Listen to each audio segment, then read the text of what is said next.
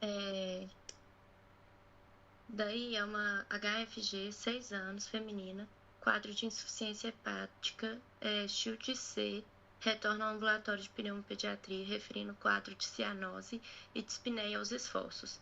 Aguarda transplante hepático e faz acompanhamento com a equipe de hepato e pneumo. Não faz uso de oxigenoterapia. E tá na fila de transplante, né, para ser Shield C.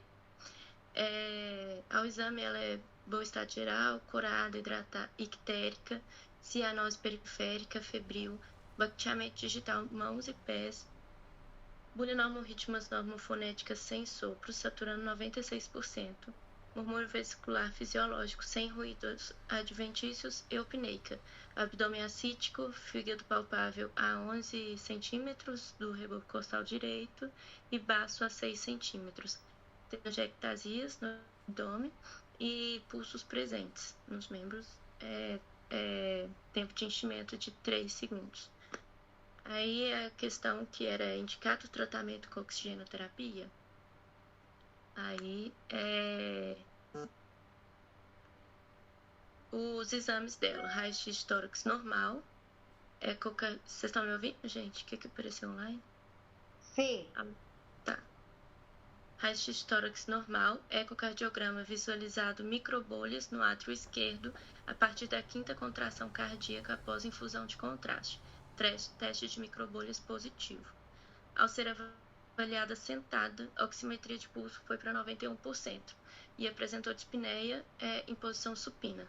O tratamento seria iniciar, assim, o uso de oxigenoterapia domiciliar por catéter nasal até a realização de transplante hepático. Então, a síndrome hepatopulmonar é definida como uma TED caracterizada por doença hepática, alteração da troca gasosa pulmonar com ou sem hipoxemia e dilatações microvasculares intrapulmonares. Então, nessa imagem, a gente tem a primeira normal, o shunt clássico e o shunt da síndrome hepatopulmonar. A gente vê uma dilatação dos microvascular intrapulmonar, o alvéolo não se altera, mas como tem essa dilatação do calibre do capilar, tem uma piora das trocas gasosas, né? E tem o shunt também que permite a entrada de sangue venoso em capilar pulmonar. A prevalência é estimada de 9 a 20% em crianças com doenças hepáticas terminais. É vista em várias formas de doença hepática que resultam em hipertensão pulmonar. Portal. Atresia biliar, hemocromatose, doença de Wilson, colangite esclerosante primária, tumores hepáticos e em paciente com histologia e função hepática normal, mas que apresentam trombose de veia porta. As crianças têm uma história de doença hepática e começam a apresentar problemas respiratórios e queda de saturação. No exame físico, a gente acha esplenomegalia, bacteamento digital, cianose, pode apresentar dispneia e platipneia, piorando a dispneia ao ficar de pé em vez de deitado, devido ao predomínio das dilatações microvasculares no terço inferior do pulmão. E aí, por ação da gravidade, torna-se mais perfundida, comprometendo o mecanismo normal de oxigenação. Por isso que é sempre importante fazer oximetria de pulso com o paciente sentado, de pé e deitado, né? Para a gente ver essa diferença. O raio-x de tórax costuma ser normal e o ecocardiograma demonstra passagem de bolhas no átrio esquerdo. Eu achei bem interessante esse eco, porque ele é feito com contraste. Eu nunca tinha visto. É um teste sensível e não invasivo para avaliar a síndrome hepatopulmonar e é o padrão ouro. Ele é assim, quando vai fazer o eco, você injeta uma solução salina 9% com bolhas e para verificar se essas bolhas podem ser visualizadas no átrio esquerdo. Normalmente elas vão ser vistas, né, no átrio direito, mas elas ficam presas na vasculatura pulmonar e aí elas não passam para o coração esquerdo.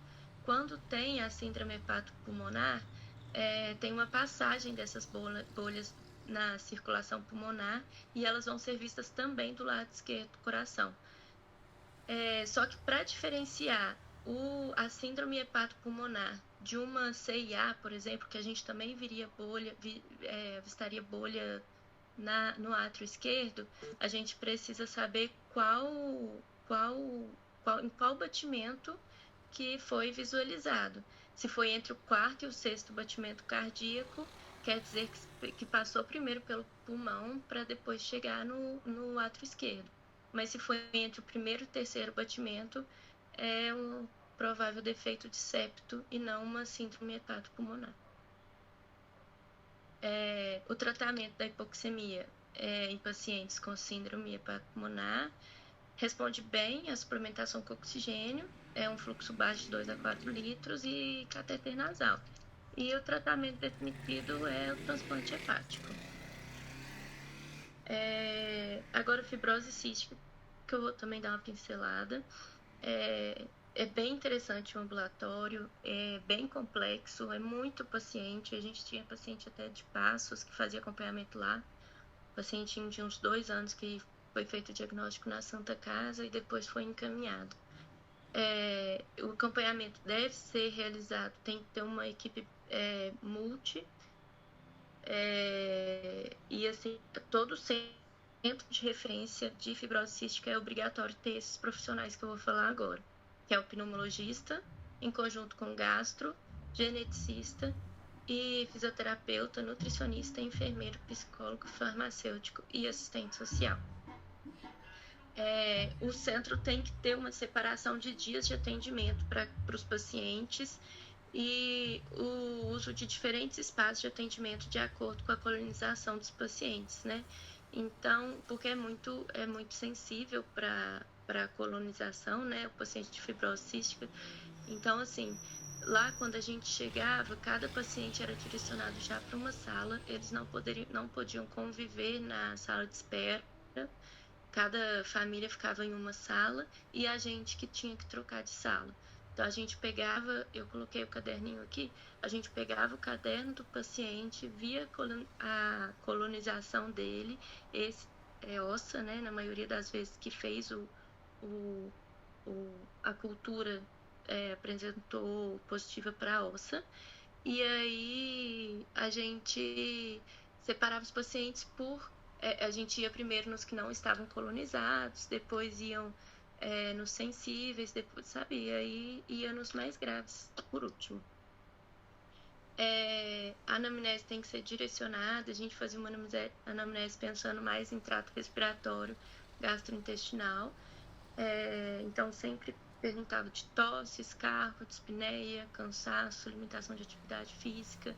No trato gastrointestinal, esteatorreia, padrão das fezes, quantidade de evacuação diária, se tinha diarreia ou não, odor fétido, dor abdominal e sintomas sistêmicos, né? Se teve febre, fraqueza, o peso. Então, a gente sempre tinha que fazer uma evolução ponderal do paciente. A gente sempre tinha que avaliar se estava praticando atividade física, que é indicado em pacientes com fibrose, diária, ou no mínimo 3 a 4 vezes na semana. A fisioterapia respiratória deve ser feita todos os dias, rigorosamente, mesmo que não seja com o fisioterapeuta, mas o paciente deve aprender a fazer em casa, sozinho, uma fisioterapia. O uso de medicações de rotina e antibióticos assim, de uso crônico ou não, né? E dieta.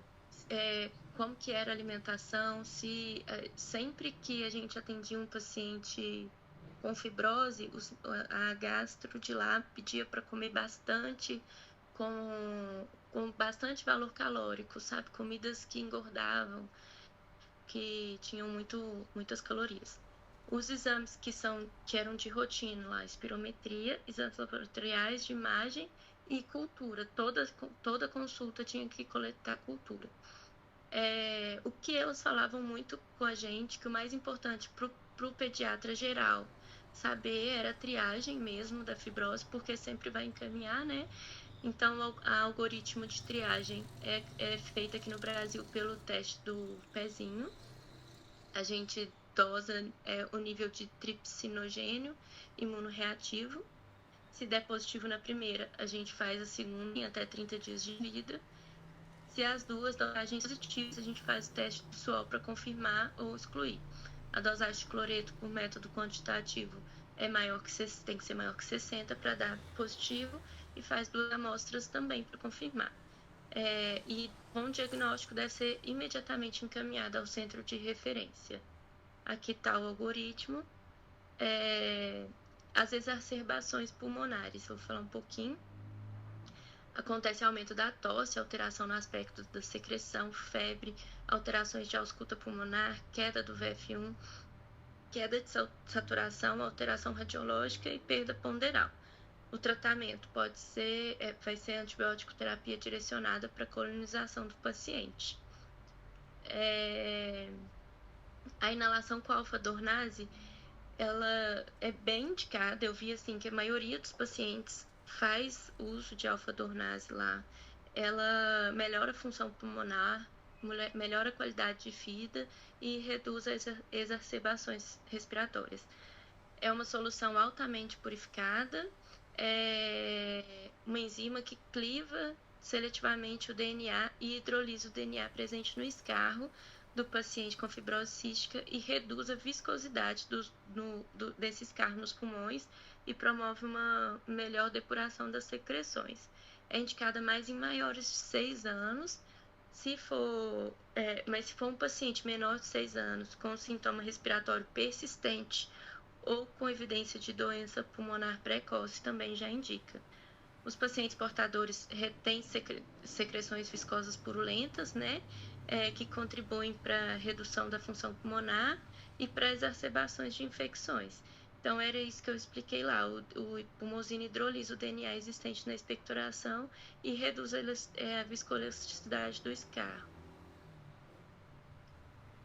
Antibiótico terapia pode ser feita de forma inalatória ou oral. A tobramicina é usado de forma inalatória. Existe o tratamento para erradicar a primeira infecção por Pseudomonas aeruginosa e tem o objetivo de descolonizar e postergar a infecção crônica. Esse tratamento é feito por 28 dias. E tem alguns pacientes que usam de forma crônica para supressão da infecção crônica por Pseudomonas, e o uso regular dos antibióticos inalatórios retarda a deteriorização da função pulmonar em pacientes cronicamente infectados.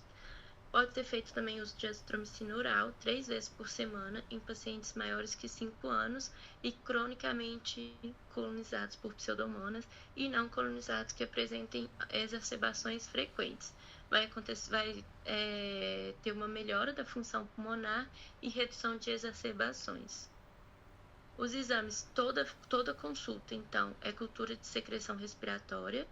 E aí a gente faz o escarro expectorado. Se o paciente conseguir expectorar, a gente leva esse escarro. E se ele não conseguir expectorar, a gente faz um SWAB. A gente induz tosse no paciente com SWAB e coleta a secreção dessa tosse. A gente coleta na região tonsilar e palato mole. A espirometria é realizada, a partir dos 5 anos. Criança menor não consegue fazer bem. No mínimo 2 vezes ao ano, para avaliar a perda de função pulmonar e evolução e prognóstico, e para detecção precoce também de exacerbações pulmonares agudas. O raio-x de tórax deve ser feito anual, TC de tórax de 2 em 2 anos e laboratorial, exame anual. O ilho meconial é, às vezes, a primeira manifestação clínica dos pacientes com fibrose, em 15 a 20% dos casos. Então, se o paciente tiver ilho meconial, a gente tem que pensar em fibrose. A obstrução ileal por meio de mecônio e muco espesso pode surgir no período pré-natal, com polidrâmio, peritonite meconial e distensão ileal. Pós-natal manifesta pela ausência de eliminação de fezes nas primeiras 48 horas de vida, distensão abdominal e vômito. Gabi? Oi? Acho que não tô passando os slides. Pra mim, parou antibiótico terapia. Ué, pra mim tá passando. Ué, então foi o meu, então. O meu tá normal. Olha, não deu? Não, meu parou em antibiótico terapia. O meu tá certo. Ilha meconial, uso de sonda nasogástrica aberta, hidratação, controle hidroeletrolítico, certinho. Isso. Vou sair. Vou sair, vou entrar de... Os distúrbios hidroeletrolíticos também podem acontecer, né, com bastante frequência. A criança vai ter perda de sal, risco de desidratação e hiponatremia, principalmente nos lactentes, né, que só vão estar recebendo leite de materna ou fórmula. Sintomas: apatia, irritabilidade, taquipneia, prostração.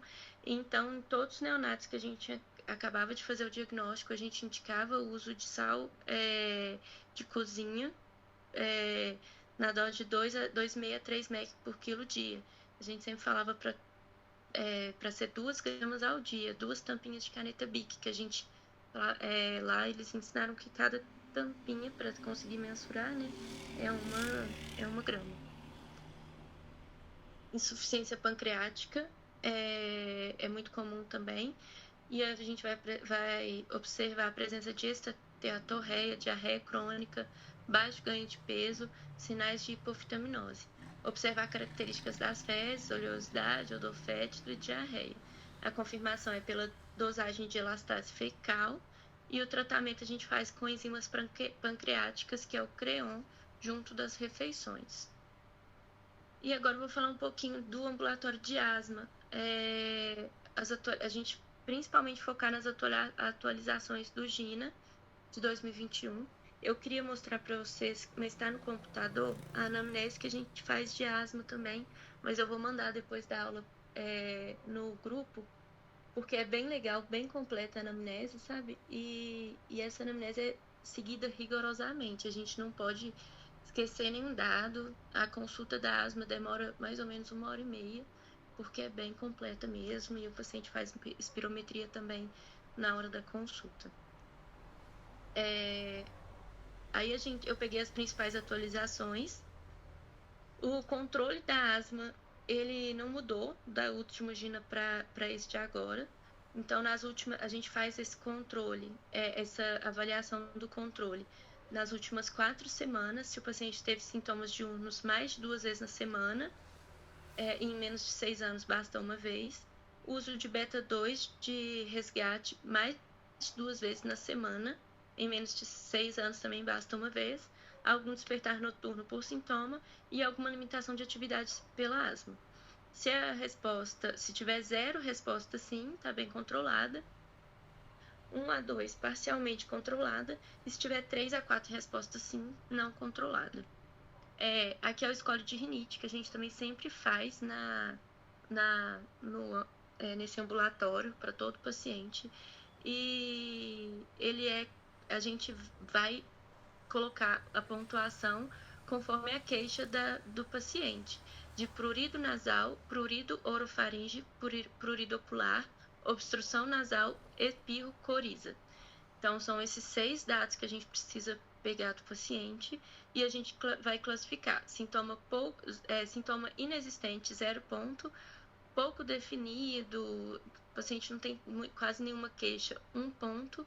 Sintoma bem definido, incomodativo, mas que não interfere na rotina do paciente, 2 pontos.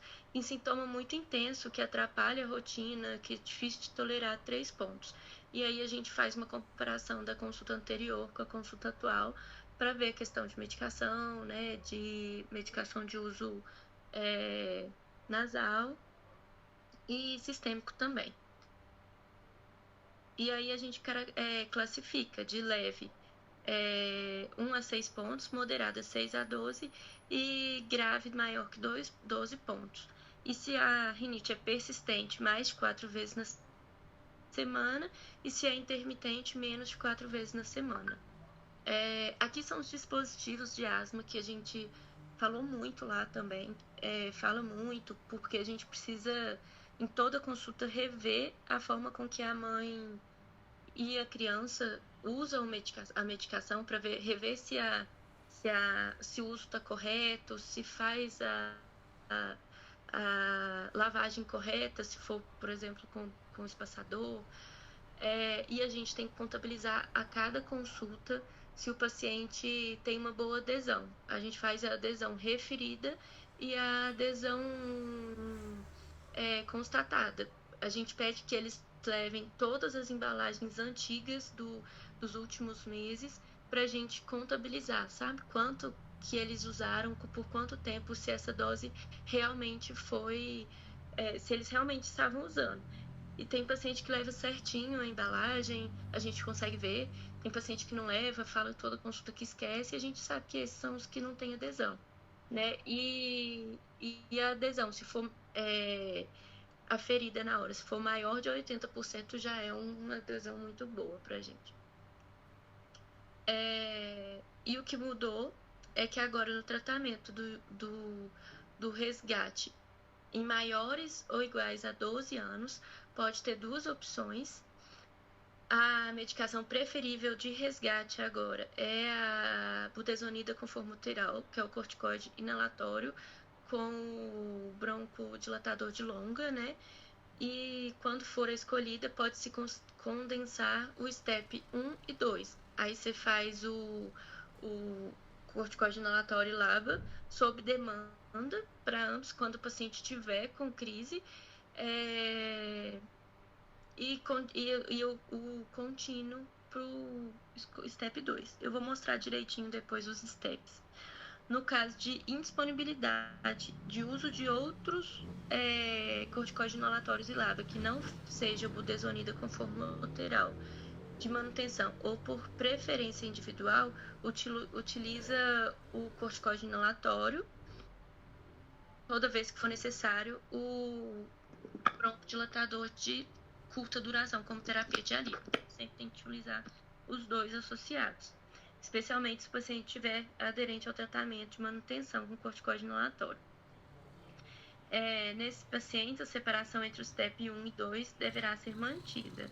STEP 1 vai ser corticoide inalatório mais SABA sob demanda, que é o de curta duração sob demanda, e no STEP 2, corticoide inalatório de manutenção e corticoide inalatório mais SABA de alívio. Então, quando começar cada STEP em maiores ou iguais a 12 anos, se usar budesonida formoterol como resgate ou manutenção, você vai começar o STEP 1 ou 2 sob demanda, o corticoide inalatório e o LABA sob demanda, se tiver sintomas menos de 4 a 5 vezes na semana.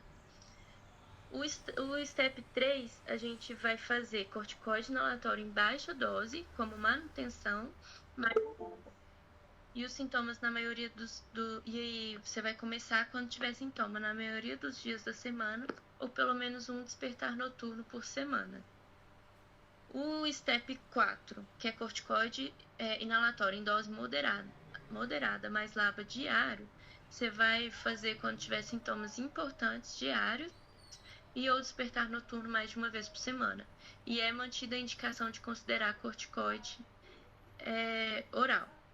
O STEP 5 é para paciente que não controla com o STEP 4 e a recomendação é de encaminhar para o especialista. E se for usar o corticoide inalatório, toda vez que usar SABA como terapia de resgate, né? Se não for usar o formoterol budesonida e optar por usar o SABA. Aí você vai no STEP 1, que é o corticoide inalatório mais SABA sob demanda, você vai usar quando tiver sintoma no máximo uma vez por mês. O STEP 2, corticoide inalatório em baixa dose como manutenção, você vai usar quando tiver sintoma 2 ou mais vezes por semana, mais 4 a 5 vezes na semana. E o STEP 3, corticoide inalatório, dose baixa mais LABA, você vai usar com sintomas na maioria dos dias da semana, ou pelo menos um despertar noturno por semana. E STEP 4, corticoide inalatório de dose moderada mais LABA diário, você vai usar se tiver sintoma diário, despertar noturno, e mantida orientação para considerar corticoterapia oral. O STEP 5, altas doses de corticoide inalatório, como budesonida mais que 800 microgramas por dia, mais LABA, e recomenda encaminhar ao especialista. O STEP 5 foi proposto pelo GINA de 2021, que mesmo já acompanhando com o especialista, a gente pode adicionar o antagonista muscarínico, que é o ipratrópio ou tiotrópio. em terapia combinada com corticoide inalatório e LABA. Aí vai ficar os três, né? O corticoide, o hipratrópio ou tiotrópio e o LABA. Em maiores de 6 anos, tiotrópio em inalador separado, e em maiores de 18 anos pode fazer os três juntos. A azitromicina também pode ser considerada nesses pacientes em curso de 3 dias por semana, desde que já recebam o corticoide inalatório em alta dose LABA e não tenham alargamento de QT, risco de resistência microbiana e micro-organismos atípicos em escarro. Tratamento de 6 a 12 anos. Por receio sobre a taquifilaxia e diminuição de efeito de SABA em crise asmática a longo prazo, tende-se a evitar o beta-2 de longa duração, mas não é contraindicado. Então, vai ser assim, no STEP 1, corticoide inalatório mais SABA, sob demanda, quando precisar só. STEP 2, corticoide inalatório em baixa dose. STEP 3, corticoide inalatório, dose moderada. Evita-se o LABA, né, o longa duração. E o STEP 4, corticoide inalatório em dose moderada. Aí sim coloca o LABA tranquilo, né, porque não tem opção. E encaminhar ao especialista. Encaminha um passo antes dos pacientes maiores de 12 anos, né? Encaminha já no STEP 4. STEP 5, corticoide inalatório dose moderada, LABA, mais ou menos anti-IgL. Em tratamentos menores de 6 anos, não usamos LABA e temos apenas 4 etapas. O STEP 1, que é atribuído àquelas crianças que têm sibilos, predominantemente relacionados a infecções virais ou sintomas muito raros, não necessitando de terapia de manutenção. É como se ainda tivéssemos alguma dúvida sobre o benefício nesse paciente e estivéssemos tentando entender o padrão de sibilância de alguém que até o momento sibila predominantemente durante infecções. Nos demais passos já temos o corticoide inalatório como base do tratamento. E a medicação de resgate é só SABA. O STEP 1, sibilo relacionado à infecção ou sintomas infrequentes, não requer tratamento de manutenção. STEP 2, corticoide inalatório de dose baixa. Você vai fazer com paciente que tem sibilância 3 ou mais vezes ao ano, ou sintoma claramente compatível.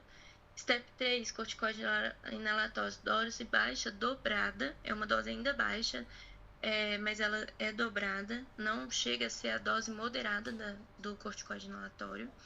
E para quem tem diagnóstico firmado de asma e não controla com o STEP 2. Essa dose baixa dobrada é menor que a dose moderada. STEP 4, continuar o tratamento de manutenção e encaminhar o especialista. O importante é que antes de progredir o STEP, 4 perguntas devem ser feitas e conferidas. A adesão do tratamento, a técnica de uso, há estímulos e agravantes no ambiente, poluição, poeira, mofo, coxa, bicho de pelúcia, tabagismo, e se tem algum diagnóstico alternativo. Será que é asma? Pode ser outra doença, DPOC, refluxo, né? E técnica da espirometria também atualizou, porque é necessário suspender medicação de uso crônico. O SABA é necessário suspender por mais de 24 horas, maior ou igual. LABA de uso de 12 em 12 horas, mais de 24 horas também. E LABA de uso uma vez ao dia, maior ou igual a 48 horas. Eu coloquei essa imagem aqui para a gente sempre lembrar da importância também do espaçador e da máscara. Até em adulto a gente usa, se não tiver a máscara não, né, mas o espaçador é importante em adulto e criança, para não ter depósito do medicamento na via oral, na boca, assim, porque se você não usa o espaçador, mais de 80% da medicação vai ficar depositado na via oral e não vai para os pulmões. Então isso é muito reforçado lá e os pacientes seguem bem à risca. E é isso, gente. É mais ou menos isso que a gente viu. Eu vou mandar para vocês a anamnese. Nessa anamnese direcionada da asma, tem todas as técnicas também, assim, como que você ensina para a mãe a usar o espaçador e a bombinha, como que você ensina a mãe a usar a técnica de uso do tubo Hayler, do discos, cada um é de uma forma, e tem ensinando essas técnicas, sabe? Então, é bem legal essa anamnese direcionada, e eu vou enviar para vocês agora, no finalzinho da aula, tá bom? É isso. Gabi, sensacional. Gostei muito do... Por coincidência, eu dou, comentando assim o que você falou, eu que dou aula de asma e de fibrose cística na Unifenas, né? Então, geralmente, faz muito tempo que eu sou professora, então eu tenho que refazer direto. E desde que eu saí da residência, comentando de fibrose cística, eu também fiz residência no hospital Escola Grande, vi muita fibrose cística, né? Agora, depois que eu for para cá, vejo pouco. Mas como eu dou aula desde 2011, a mesma matéria, fibrose cística, eu dou a mesma aula. E praticamente não mudou muito do que a gente vê, né? É mais sintomas pulmonares e sintomas gastrointestinais, né? E a gente vê mesmo que continua usando tobramicina inalatória, azitromicina, que eles são colonizados por pseudomonas, que os 3 fundamentos mais importantes é dieta hiperlipídica, fisioterapia respiratória por conta de secreção e catarro, né? Descolonizar para pseudomonas e hoje eles falam muito em fisioterapia e a alfa-dornase. Não mudou praticamente nada desses 15 anos que eu fiz pediatria, né? E esse acompanhamento multidisciplinar. Eu tenho uma pacientinha maiorzinha já com fibrose cística, ela tem já até gastrostomia, come por boca normal, mas por conta que precisa da dieta hiperlipídica por conta da esteatorreia, né? Acaba que teve que fazer a gastrostomia também. Mas é engraçado que praticamente mudou. Onde eu ficava, né, quando eu era residente, tinha muito, internava, né? E eu via, além da desnutrição, que eu via muito, quando eu via morrer também, era por sepsis, era assim, às vezes por pneumotórax, eles tinham aquelas bronquiectasias, né, aquelas bolhas na tomografia cheia de catarro.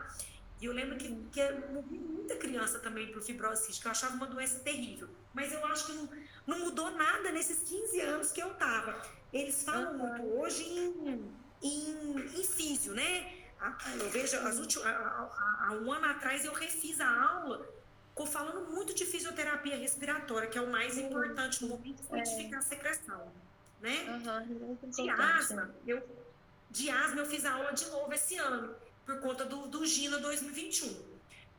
Quando eu fiz residência, era difícil igual é agora. Depois, em 2017, ficou muito bom. Eles tiraram aquelas classificações difíceis. 2019, eles facilitaram mais ainda. Essa de 2021, eu achei muito detalhada. O que eu resumo para vocês para facilitar no uso diário?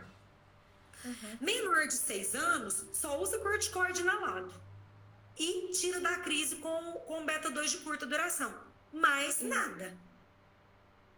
De 6 a 12 anos, se for step 4, se for uma asma realmente não controlada, aí você vai usar LABA, né? Que é o beta-2 de longa, mais o corticoide inalado. E se a criança for maior que 12, é igual a adulto. Você vai tirar da crise com o corticoide inalado mais o LABA. Você usa pra crise. Resumindo, é isso que eu falei. Exatamente. Porque eu achei muito detalhe. Eu acho que eles nem estão cobrando em prova asma ainda, de tanto que o GINA ficou difícil. Eles falam no esquema MERT, né? Esse que você estava explicando aí, do beta-2 de longa, mais o corticoide inalado em criança mais de 6 anos. Fala no tal do esquema, eles puseram esse nome, esquema MERT. Quase não fala mais de antileucotrieno, né? E isso que você falou, adesão ao tratamento, se usa corretamente, se não tem um diagnóstico diferencial de refluxo, ICC, né? Mas assim, pra gente pediatra, a massa é menor de 6 anos. Então não se usa mais o quê? Beta-2 de longa. E pra crise, usar só na crise. Por exemplo, a gente pega muita criança na enfermaria usando aerolim de 6 em 6 horas. É errado. Se ele não tá mais em crise, a gente tem que tirar. porque faz atafilaxia, que quanto mais usa o Aerolim, nas próximas crises, quanto mais a dose tem que ser mais alta, né? Exatamente, Né? Porque eu li também bastante, porque como mudou muito, como eu faço a aula de asma assim, cada 2 anos, eu tinha feito em 2019. Eu acho que eu cheguei a dar para vocês essa aula em 2019, quando estava aula presencial ainda. Quando eu fui fazer esse ano de novo, eu pirei. Não, é super Tava tudo em inglês, eu queria morrer, né? Mas eu achei muito interessante, porque eu também dou a aula, eu adorei que você me clareou mais ainda. E de síndrome hepatopulmonar, eu há muito tempo não vejo. Juro pra você, eu acho que a última vez que eu vi eu era residente. Eu peguei eu tive sorte, eu peguei umas 5 lá, sabe? E não é tão comum, né? E eu lembro, acho que a que eu vi era uma doença de Wilson. Ah, que legal. Quando eu vi, né? Acho que era doença de Wilson. Eu não sei se era de Wilson ou hemocromatose, agora eu esqueci. Aqui do caso clínico, acho que era hemocromatose. Eu não tô lembrada. Mas eu lembro que o que chamava atenção era isso mesmo. O hepatosplenomegalia, eles têm aqueles abdômen, como que fala quando tem circulação colateral, né? Tem circulação colateral no abdômen, aquela telangiectasia. E o que me chamava atenção, na época, né, eu era residente, nunca gostei muito de gastro nem de pneumo. De pneumo até que eu gosto mais, mas eu lembro que quando internava na gastro, assim, era que saturava bem, né? Sim. Saturava bem. Mas eu não sabia, eu já tinha visto o eco transtorácico com contraste, mas eu não sabia que era o diagnóstico padrão ouro para... Adorei esse negócio aí que você explicou. Apesar que eu nunca tenho nenhum paciente com isso aí. Eu não conhecia. E aí a gente viu exatamente pacientes que tinham... A gente pegou um deles, tinha o CIA, e aí quando viu, a microbolha estava no átrio direito nos primeiros batimentos. Então, desconsiderou ser... Não conseguiu fechar o diagnóstico de hepatopulmonar. Sabe quem que eu acho que tem síndrome hepatopulmonar? Aquele criancinha que ficou lá na UTI muito tempo, que morreu num prematuro broncodisplásico. Ele tinha uma hipertensão pulmonar grave, depois ele evoluiu para cirrose, fez uma hepatosplenomegalia. Não, o Pedro que ele chamava? Da Gabriela? Da Gabriela. Eu acho que ele fez uma síndrome hepatopulmonar. Por cirrose. Por cirrose. Sim. Quando eu lembro da gente comentar, e depois ficou estourada as enzimas hepáticas, tudo. Tinha que, né, fazer um transplante mesmo ali, não tinha mais o que fazer. E depois ele, né, morreu mesmo, tadinho. Mas eu lembro que quando eu vi, assim, tive que lembrar de coisa assim de muito tempo atrás, que eu depois, graças a Deus, nunca mais vi. Porque não sabe o que fazer, né? Tem que encaminhar mesmo, é uma coisa muito específica, né? Sim. Agora, a asma realmente é uma coisa que a gente viu muito. Tô doida para eles fazerem um mais fácil. Tomara que em 2023 soltam assim. Eles aproveitam uma coisa desse que 2021, mas com menos estético, com menos pode, não pode. Tem tanto pode, não pode, que não dá pra gente cobrar nem prova. Porque tudo pode ou não pode. É difícil. A prova que eu tenho que fazer para os acadêmicos, eu tô perguntando coisas básicas de asma. Porque tudo é assim, sabe? O máximo que eu tô podendo perguntar é se é controlado, não controlado ou parcialmente controlado. Se como que tira da crise, porque se eu perguntar e mudou, se menor de 6 anos só usa, assim, sabe? Porque de tão complicado que ficou. Mas assim, o básico, eu acho que foi isso que você falou e que eu dei uma resumida aí, né? A gente que pega muito menor de 6 anos, o beta 2 só na crise e em casa só corticoide na hora, mais nada, né? Por exemplo, aquele Joaquim que tá lá na enfermaria com uma crise grave, ele usou Clenil, ele já usava Clenil e o beta 2. Ele tava com uma crise grave, uma asma muito grave, que ele foi pra UTI. Usou máscara de O2. Até esse ano, ele usaria beta 2 de longa. Ele usava um Seretide ou o Symbicort, que é a budesonida com formoterol. Agora, ele já não usa, pela Gina 2021, ele tem que dobrar a dose de Clenil e não usar mais, né? Sim. Então, mudou muito, né? Assim, eu achei que mudou demais. E maior de 12 anos ficou igual adulto. Maior de 12 anos igual tem adulto. Igual de adulto, idêntico. E a gente quase não pega mais, né, de 12 anos. Né? Gabi, mas eu achei ótimo, vou parar de falar, tá todo mundo já cansado de ouvir, você já explicou tudo super direitinho. Foi maravilhoso, adorei. Que aí eu vou relembrando das coisas que eu vi há muito tempo. Obrigada. Que bom. Depois você manda o negocinho da asma pra gente ter? Eu vou mandar agora. Tá? Tá bom? Nossa, Tá Gabi, bom. muito obrigada. Foi maravilhoso, Obrigada viu? a você, gente. Um abraço, Obrigada. gente. Boa noite, viu? Tchau. Obrigada. Tchau. Tchau. Falou, Gabi. Beijos. Beijo, gente. Obrigada.